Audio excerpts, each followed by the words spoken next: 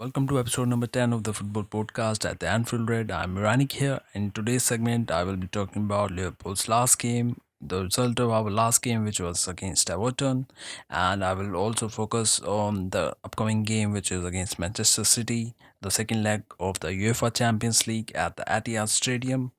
So let's first of all talk about our last game, which was the derby game at Goodison Park, and the game which we where we should have got 3 points, we only got a 1 point. So it's not a pretty good result. But looking at the conditions, the hectic schedule, and the tiredness of our players, it's okay to get a 1 point than getting no point at all.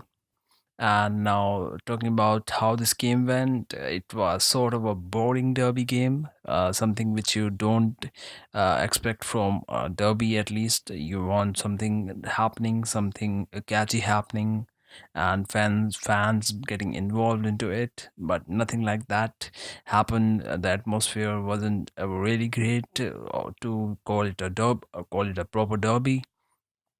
So yeah, talking about this game, we just played a simple game. Maybe we didn't want to get any injuries.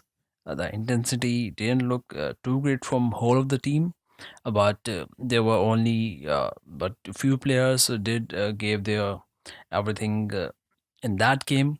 One of them was Nathaniel Klein, who had a brilliant game, and more so after coming from a back injury for which he was operated.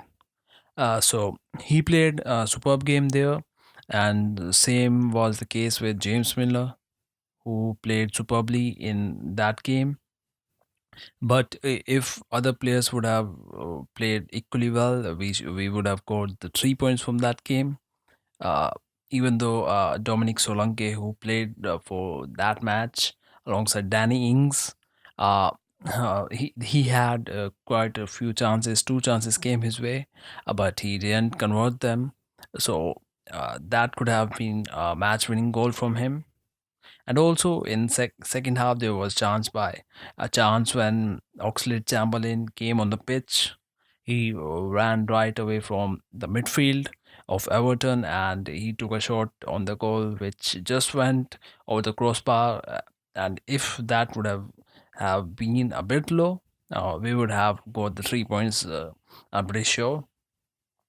So those were the chances for us in that game, but unfortunately, we didn't make them count. That's how our performance was in the derby game. And talking about performance of Everton, I think they could have done better than what they did. They had chances at the end in the second half, or when the fresh legs came in, when they substituted their player Wayne Rooney. After that, there was intensity from Everton to maybe make the game in there to control the game and get the lead. They had three, four chances in the second half, but they were unlucky to not get a goal from those chances. So Everton could have played well, and I think they was skeptical uh, about being caught up in the counter attack of Liverpool, which we all know is world class counter attack. That we are a world class counter attacking side. And with Sadio Mane being on the wing, perhaps that's why they didn't risk it, and they settled for a draw. And that's how the game went. And we only had 1 point from that game. So getting a 1 point from that game meant that with Manchester United winning the Manchester Derby, the gap has widened up. It has widened up to like 7 or 5 points, which which could be hard to catch up if we look at the number of games that are left in this year's Premier League season. So we will have to hope that Manchester United drops some points and maybe loses a few games, so that uh, because then only we can hope to finish at second position. Otherwise, I don't think we are finishing at second. But one thing is sure, that we are definitely uh, finishing in the top four, because Chelsea drew their game against West Ham United and they are uh, separated by 10 points to number fourth position. So we are definitely with finishing in top four, but I'm not sure if we can finish at the second position. For that, we will have to look at many factors: the win of how many games do United win, draw, lose, and how do we go on here on to our remaining games of the season. So it all uh, depends on time and how we perform. And now moving on to before talking about that, our upcoming game, our today's game against Manchester City, I would say that it's somehow good that Manchester United won the Manchester Derby, because if City would have won that game, they would have won the title, and that would have gave them a confidence. That would have been a confidence boost for them, and but losing two games by three goals, back to back two games by three goals, which that surely would not help in keeping the confidence level so high. And it's an amazing fact is that it's for the first time that Pep Guardiola has lost two games in succession with by conceding three goals uh, in his managerial career. So that's also interesting thing to see before going into second leg. Now talking about our game against City in detail. um, uh, Here we will go with have by holding a 3-0 lead. We are through the game which we won at Anfield. So let's talk about the injury updates for this game. There's a great news for us to be going into this game in terms of injury.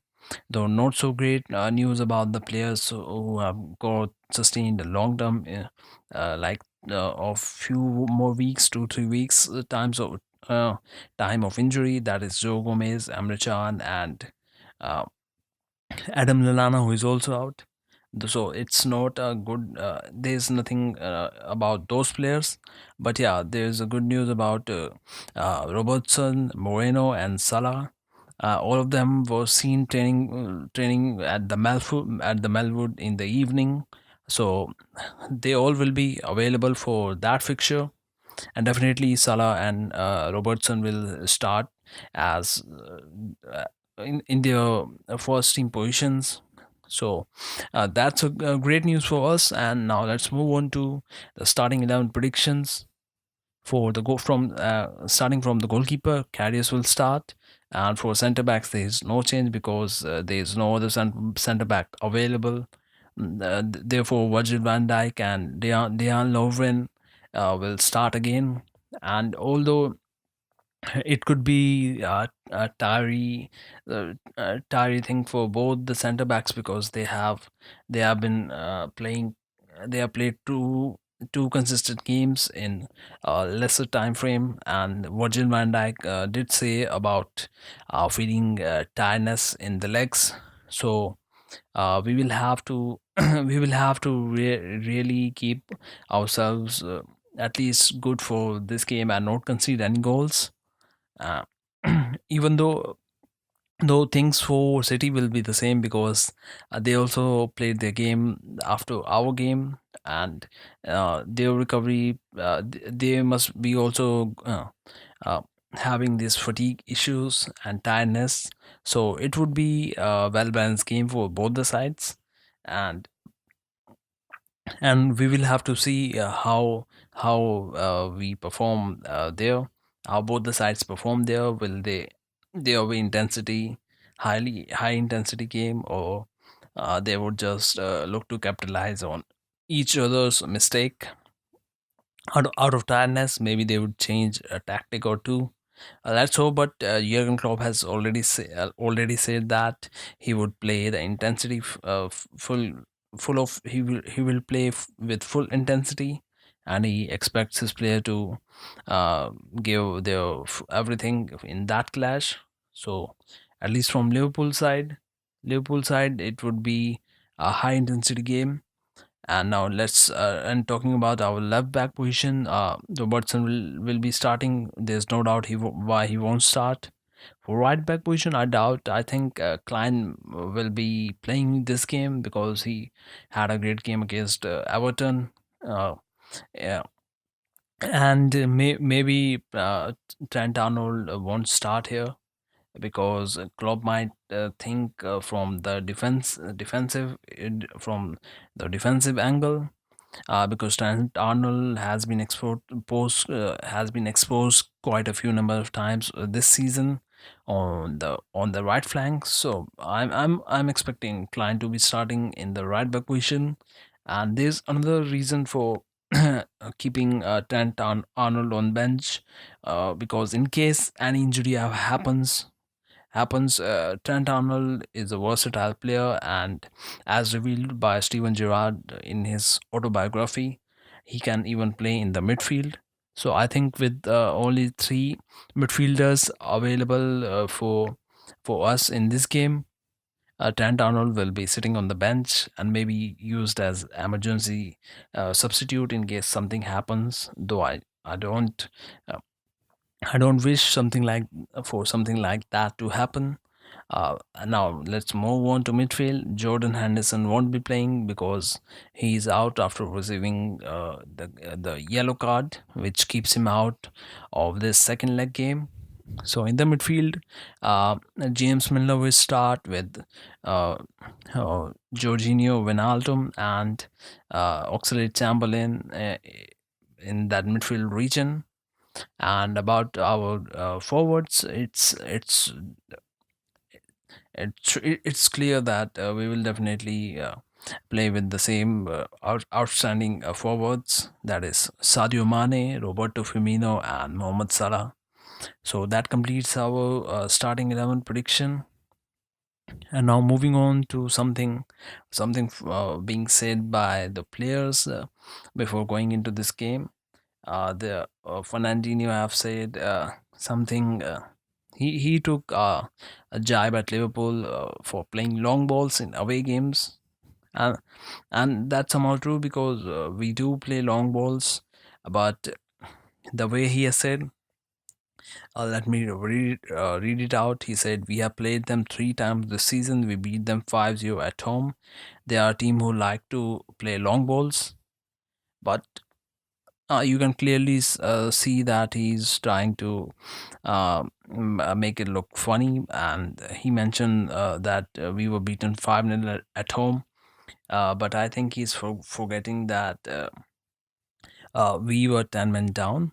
And if you're 10 men down and you lose a class attacker like Sadio Mane, then it definitely affects your team's uh, balance, and you can definitely get you can definitely concede goals. And more so because back then our defense wasn't that great the way it is now, because since signing Virgil van Dijk, we have kept quite a lot number of clean sheets and have been great defensively. So those were the factors why we lost the game by 5 goals to nil. But I really don't think something like this will be happening again, and definitely in this game it won't happen. We just need to go there and score the first goal. That would put pressure on Manchester City, and they will then need 5 goals to make to get to the next stage of the competition, which to be honest doesn't look like it will happen, though anything can happen in football. But with the kind of their recent performances and their um, confidence won't be that great with the kind of recent results they have got. And and Klopp will definitely field strongest side, and we are definitely. I'm so sure that we will making it to the next round. It is almost 50% done. But if we hear the words of Virgil van Dijk, he said, uh, "I think we need to come here with the mindset that it is still 0-0. We want to win the game, and we know we are capable of scoring goals. We know also that as a team we can defend pretty well and very compact. But the main thing is that we definitely need to keep a mindset of winning the game instead of defending a lead. So that's a perfect statement from Virgil van Dijk, that we should treat this game as it's 0-0, and we definitely want to win here, and we don't we haven't we aren't traveling there to defend our 3 goals lead, because that can backfire against the side that Manchester City is. Because if you remember, uh, because in their recent game against United, that is in Manchester Derby, they scored 2 goals in the first half, and which tells that they can do something. They can do something like that in uh, this second leg game as well against us. So we will have to treat this game as Virgil van Dijk said.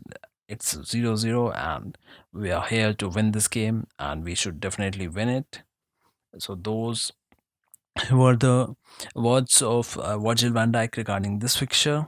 And in recent words, he has said he has expressed his emotions after joining the Liverpool Football Club. He says, "I came to Liverpool to achieve everything that's possible.